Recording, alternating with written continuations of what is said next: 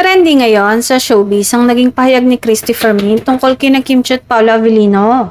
Ayon sa ulat, kung sakaling mauwi sa kasalan ng kanilang relasyon, tila hindi na umano pag-uusapan pa ang pagkakaroon ng prenuptial agreement dahil mas nangingibabaw ang tiwala at pagmamahalan sa pagitan ng dalawa.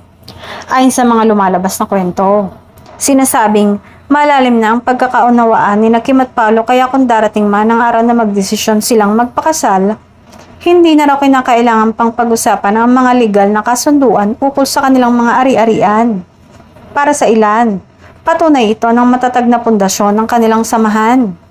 Marami ang humanga sa ganitong pananaw dahil para sa kanila, ipinapakita lamang nito na mas mahalaga ang tiwala kaysa anumang dokumentong legal.